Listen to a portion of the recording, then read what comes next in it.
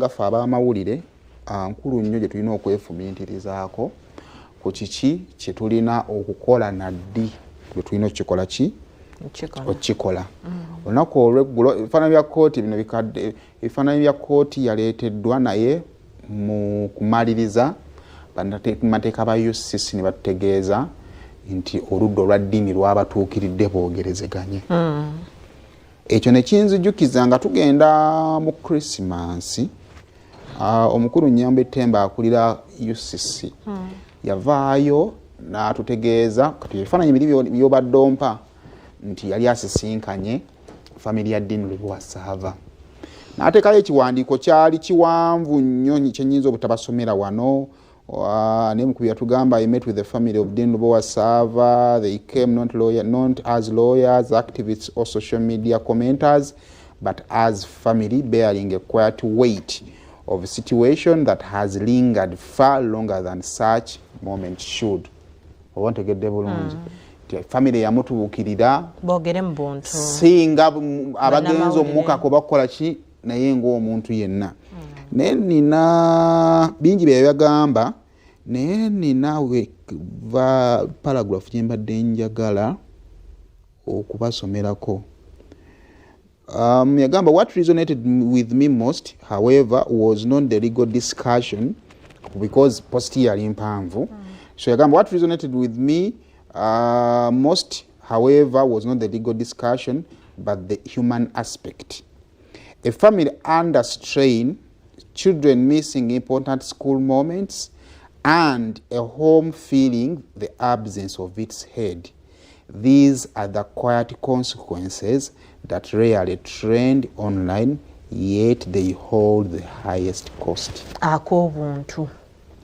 Nti mukaseera nga tukola byonna bye tukola waliwo abantu abatafiibwako titujja kujja mu mute eddembe lye byayogera byali bituufu ye naye mu kaseera ako abeewaka abanyigirizibwa ne balekebwa oba ontegedde kyava gamba nti mu bye twayogerako discussion yaffe ey'amateeka teyankwatako nnyo but the family under strain abaana batuuka okumisinga amasomero kubanga taata yali abaweera takola ki taliiwo awaka wennyini wa feelinga his absence kubanga byali akola takyasobola bikola ki bino bibeerawo mu kasirise mu maka gammwe nga ffe abawoganire nebweru tetubimanyi na kubimanya okategedde bulungi so bwe nawulidde kanso ng'agamba nti nno batandise okwogerezeganya nesinzizukiza posti eno nti osanga etandise okubaako byeyildinga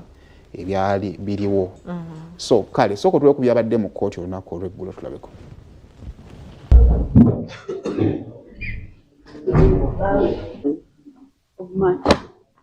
Nga ssatu bbiri ssatu. My gentlemen, just a few, please, and kindly understand we can't discuss this here. Okay.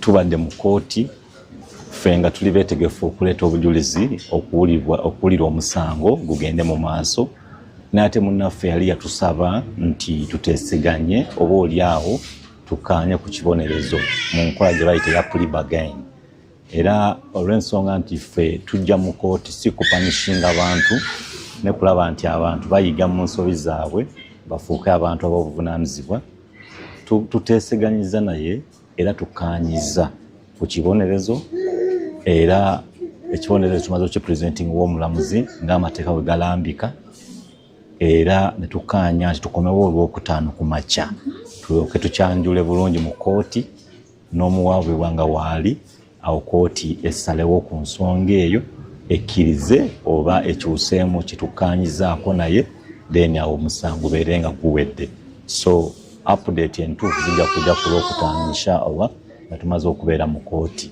okumaliza ensonga eno. Bingi nnyo ebyonooneka wakati mu kusika omuguwa. Olumu wiini ezimu tezijjirawo, wiini ezimu zijja oluvannyuma. Osobola okufuna wiini yo mu bwangu oba late. Mu bwangu oba leeta. Omuntu osobola okunkola ekintu leero nenkuleka n'owangula. Naye n'okikolayo atakikole gwe kitakoleka n'owangulwa. Mu kaseera wowanguliddwa nenvayo nengamba naye nange munnange mu kaseera we nagambira nti mpanguddwa nali siwanguddwa.